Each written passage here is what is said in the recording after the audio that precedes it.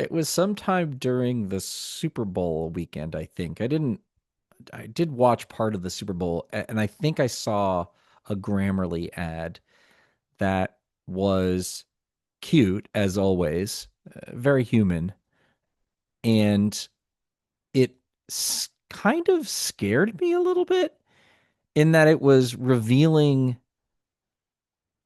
something about the direction of AI and work that I don't think they should have. I'm Josh Levine. I've spent the last 20 years paying attention to how work actually works, technology, culture, incentives, and the stories we tell ourselves about capitalism doing what it's supposed to do. This podcast is me in real time trying to understand how AI is impacting job seekers and job hirers, and maybe eventually what to do about it.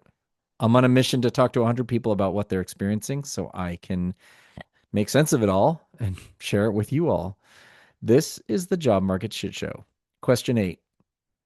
What is Grammarly trying to tell us? So there was this episode. It almost is with these Grammarly ads. It's crazy. They're all over the place. There's an ad, Grammarly ad, that basically it showed a woman who was behind at work, which is kind of the template for all of them these days.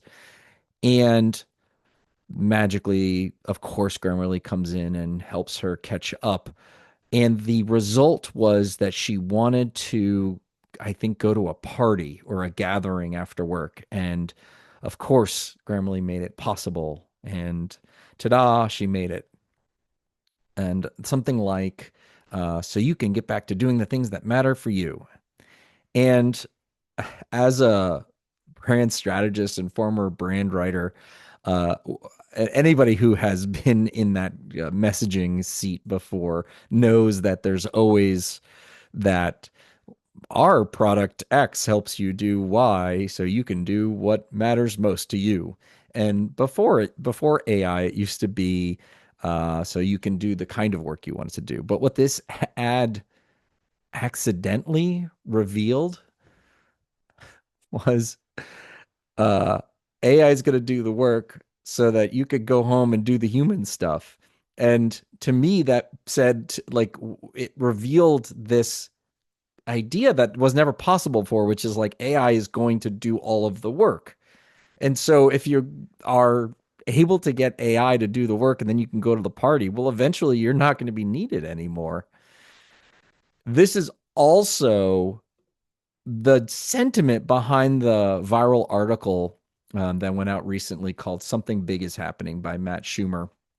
He published it on February 9th. He's a coder, and it is gone around the internet uh, quite extensively.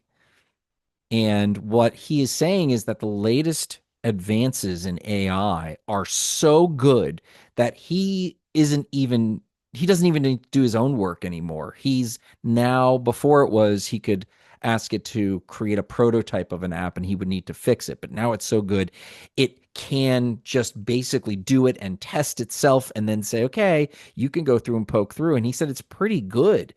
And that, of course, software was kind of the first place, but eventually it's going to end up replacing so much more.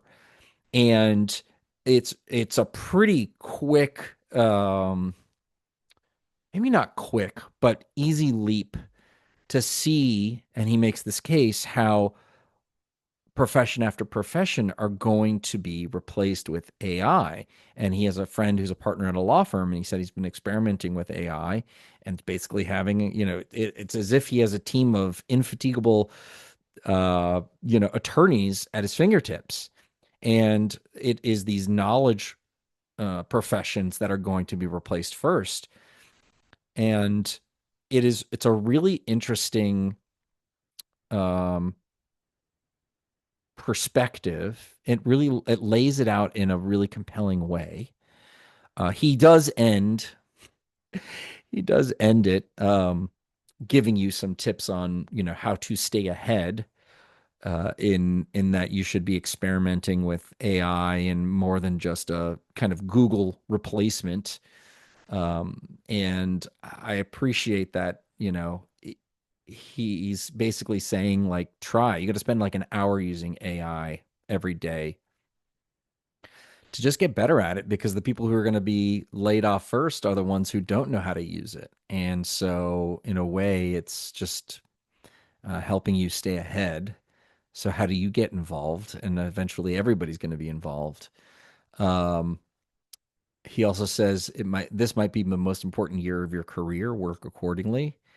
And what's really, I think, what my theory has been moving towards, which is we're all going to be independently um, running our own little businesses more and more, right? We talked about fractional work, and it does feel like this is just another big swing in that direction where we're going to be, if we're doing our jobs correctly, using AI in a way that will allow us to be the value creators, however, whatever profession you're in.